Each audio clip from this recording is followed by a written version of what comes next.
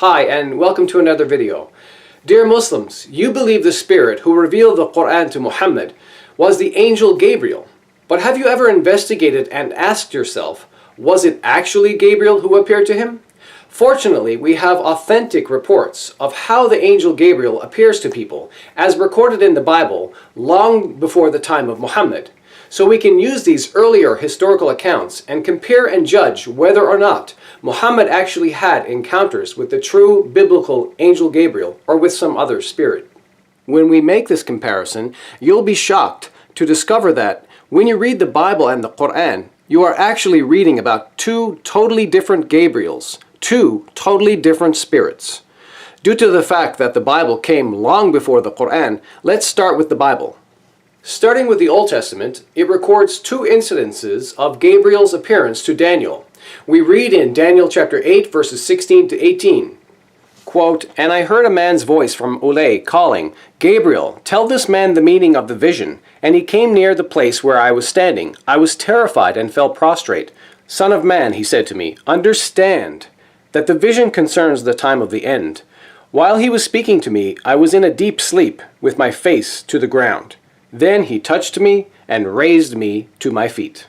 The other Old Testament incident is in Daniel chapter 9, verses 20 to 22. Quote, "While I was speaking and praying, confessing my sin and the sin of my people Israel, and making my request to the Lord my God for his holy hill, while I was still in prayer, Gabriel, the man I had seen in the earlier vision, came to me in swift flight, about the time of the evening sacrifice. He instructed me and said to me, 'Daniel, I have now come to give you insight and understanding.'" Now we turn to the New Testament, which records another two incidences of Gabriel's appearance to people. We read in Luke chapter 1, verses 13 and 18 to 19, Gabriel appeared to Zechariah. Quote, "But the angel said to him, 'Do not be afraid, Zechariah, your prayer has been heard.'" It goes on to say, Zechariah asked the angel, "How can I be sure of this? I am an old man, and my wife is well along in years." The angel answered, "I am Gabriel. I stand in the presence of God, and I have been sent to speak to you and to tell you this good news." And the other New Testament incident is in Luke chapter 1, verses 26 to 30, where he appears to Mary. Quote, "In the 6th month, God sent the angel Gabriel to Nazareth, a town in Galilee, to a virgin pledged to be married to a man named Joseph, a descendant of David. The virgin's name was Mary.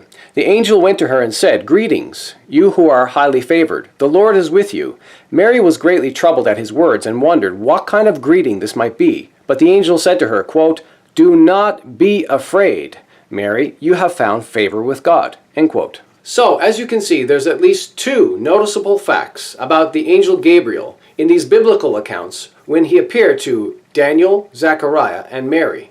Number one, Gabriel is known to bring calmness and help relieve the fears of people. As we saw already, Daniel was standing but fell prostrate because he was terrified. So Gabriel touched Daniel and raised him back to his feet, which indicates Gabriel made Daniel feel more secure or calmer again. Additionally, we saw on two other occasions, Gabriel specifically told Zechariah and Mary, quote, "Do not be afraid," end quote. Number two, Gabriel is also known for making sure people understood the message he was bringing, as we saw when he spoke to Daniel saying, quote, "I have now come to give you insight and understanding," end quote. So Daniel was not left in a state of confusion. Now, in light of these two facts about angel Gabriel, let us now compare these earlier historical biblical accounts with Muhammad's much later alleged encounters with Gabriel, to judge whether or not his encounters were with the true biblical angel Gabriel or with some other spirit. Turning now to Islamic sources, we find the Quran has only two clear references to Gabriel where he is mentioned by name. However, unlike the Gospel of Luke, where Gabriel is specifically identified as an angel, the Quran's references to Gabriel are not very helpful at all, as it gives us the impression that Gabriel may not even be an angel. Let me briefly show you what I mean. The two references to Gabriel in the Quran are found in chapter 2, verses 97 and 98, and chapter 66, verse 4. Not only does neither passage actually identify Gabriel as an angel, looking at the clumsy way the Quran is written, it actually appears to distinguish Gabriel as a being different from the angels.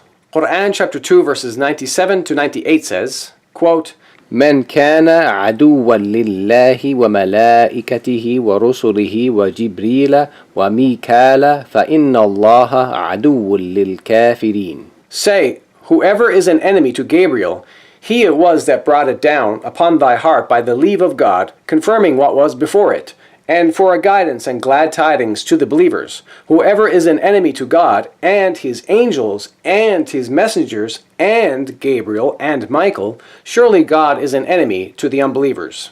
While Quran chapter 66 verse 4 says, quote, If ye twain turn unto Allah repentant, for your hearts desired, and if ye aid one another against him, meaning Muhammad, then lo, Allah, even He, is his protecting friend, and Gabriel, and the righteous among the believers, and the angels are his helpers. وجبريل وصالح المؤمنين والملائكة بعد ذلك ظهير. As you can see here in the Quran, when the different classes of beings are listed, namely Allah, the righteous believers, and the angels, in these two references, Gabriel gets listed separately from them all, as if he is a different being from the others. What's even more interesting is that the Quran may even be suggesting that the Islamic Gabriel is from the category of beings known as the jinn. Muslims believe jinns are basically spirits made from fire according to Quran chapter 15 verse 27 and chapter 55 verse 15. The jinn are commonly regarded as demonic. So why do I say that the Islamic Gabriel may actually be a jinn? Well, another interesting point is that when we normally think of angels, we think of them as messengers. But we notice in Quran chapter 2 verses 97 to 98, when it listed several different groups of beings, the angels and messengers were actually distinguished from each other. In this specific context, the way the verse is worded, messengers are actually not necessarily angels. In Islam, messengers may also come from the jinn spirits also. We see this Islamic teaching in Quran chapter 6 verses 130 and 131. Where Allah is said to send messengers from both men and jinn. Quote, O ye assembly of jinns and men, came there not unto you messengers from amongst you? يا معشر الجن والإنس ألم يأتكم رسل منكم. As you can see here, the jinn spirits are directly addressed. So in Islam, messengers can come from the jinn spirits also. Yet in Quran chapter 2 verses 97 to 98 we saw that it was Gabriel, a being different from the angels, who was the messenger bringing the Quran to Muhammad. So by relying upon the Quran, consequently, we end up being confused about the true identification of Gabriel, with the evidence pointing us towards him being a jinn rather than an angel. The fact is, the author of the Quran is clumsy and not clear about this. So we are forced now to turn our attention to Islam's hadith literature for more about the Islamic Gabriel. In Sahih al-Bukhari, volume 9, hadith number 6982, we read about the beginning of Muhammad's revelations. Quote, The angel came to him in it and asked him to read. The Prophet, meaning Muhammad, replied,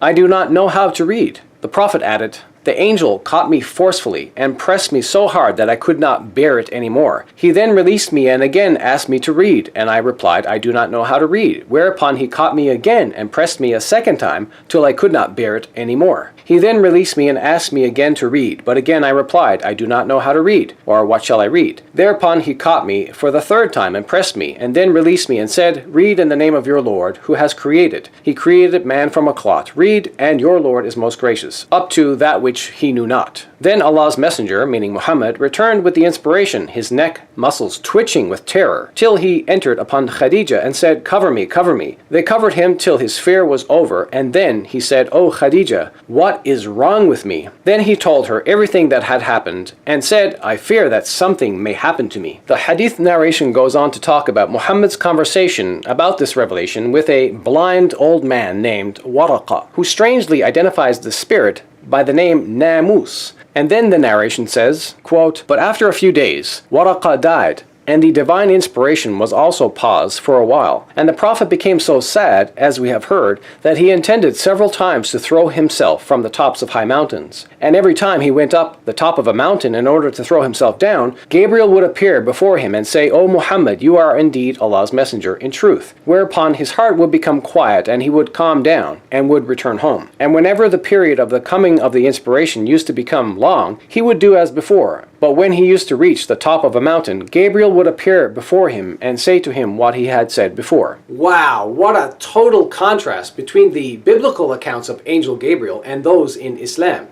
Firstly, let me briefly comment on this hadith. Did you notice that this spirit who gave revelations to Muhammad did not actually identify himself as an angel, nor as the angel Gabriel specifically? This spirit is only presumed to be Gabriel by others, including, of course, the followers of Muhammad. In fact, in the hadith, when Muhammad told the blind old man named Waraqa about his revelation, Waraqa identified this spirit by the name Namus, rather than Gabriel. Although that's an important fact to point out, I really want to discuss the two facts we've already learned from the biblical accounts of the angel Gabriel. Number one, Gabriel is known to bring calmness and help relieve the fears of people. He specifically told both Zechariah and Mary, quote, "Do not be afraid," end quote. Number two, Gabriel is also known for making sure people understood the message he brought. He spoke to Daniel saying, quote, "I have now come to give you insight and understanding," end quote. So Daniel was not left in a state of confusion. Now let's take these two biblical facts about Gabriel and apply them to the so-called Islamic Gabriel.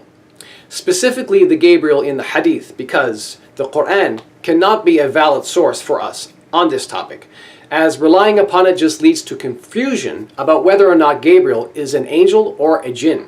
So let's apply fact number one. Did Gabriel bring calmness to Muhammad and relieve his fears? Did Gabriel approach Muhammad with the words, quote, "Do not be afraid," end quote? The answer is no, and again no. Instead, the spirit caught Muhammad forcefully and pressed him so hard that he could not bear it anymore, and he asked Muhammad to read. This led Muhammad's neck muscles to twitch with terror, and it later led Muhammad to become so sad that he intended several times to commit suicide by throwing himself from the tops of high mountains. Now let's apply fact number two. Did Gabriel make sure Muhammad understood the message he received, or was Muhammad left in a state of confusion? The answer is again no. Not only was Muhammad left feeling sad and suicidal, but he was clearly left in a state of confusion also. As we read, Muhammad was left asking his wife, quote, "What is wrong with me?" end quote. And he said, quote, "I fear that something may happen to me," end quote. Those are definitely not the words of a person who has clarity of mind and certainty. In fact, while wondering about the people's reaction, Muhammad even sought the advice of Waraqa, asking him, quote, "Will they turn me out?" end quote. So Muhammad was indeed left in a state of confusion and uncertainty, still looking for answers from others, not having the answers within himself after the revelation. Now, some of you Muslims might admit that yes, Muhammad was forcefully pressed so hard by the spirit that he could not bear it anymore and that his neck muscles were twitching with terror, but you want to point out that Mary was greatly troubled at Gabriel's words, and Daniel even fell prostrate because he was terrified. Well, I would say that this is true, but I would ask you to compare Mary's and Daniel's later emotional state to Muhammad's later emotional state after his revelations. Mary was left with the words, "Do not be afraid, Mary, you have found favor with God," while Daniel ended up being securely raised back to his feet by Gabriel, which indicates Daniel was left feeling calmer again. However, unlike Mary and Daniel, in the case of Muhammad, in his later emotional state after his revelations, he repeatedly was left feeling suicidal. Even though periodically Muhammad's heart did become quiet and calm, despite this, whenever the period of the coming of the revelation used to become long, he would still repeatedly go to throw himself from the tops of high mountains to commit suicide. You can read the hadith for yourself and see I'm telling the truth here. So Muhammad's later emotional state was nothing like Mary and Daniel in the Bible. In ending this video, I will conclude that the Islamic Gabriel whom Muhammad had encountered was not the true biblical angel Gabriel, but a deceiving demonic spirit from the jinn. I reached this conclusion only after reviewing the earlier biblical incidences of Gabriel's appearances to people and comparing these accounts with Muhammad's later alleged encounters with Gabriel, in addition to investigating Gabriel's identity in the Quran. The evidence speaks for itself. Stay away from Islam. Stay away from Satan's Antichrist deceptions. Once again, to make myself clear, the Islamic Gabriel is none other than a jinn, demonic spirit, pretending to be the angel Gabriel, as even some of the people from Muhammad's time had suspected this to be the case, as we read in Sahih al-Bukhari, Volume 2, Hadith number 1125, quote, "Gabriel did not come to the Prophet," meaning Muhammad, "so one of the Quraysh women said, quote, 'His Satan has deserted him,' end quote." Lastly, for more information on this topic, please watch my videos titled, "This Demon Revealed the Quran to Muhammad, Finally Exposed," and "Hey False Prophet, Don't Jump." Thanks for watching, and God bless you in the name of Jesus Christ. Amen.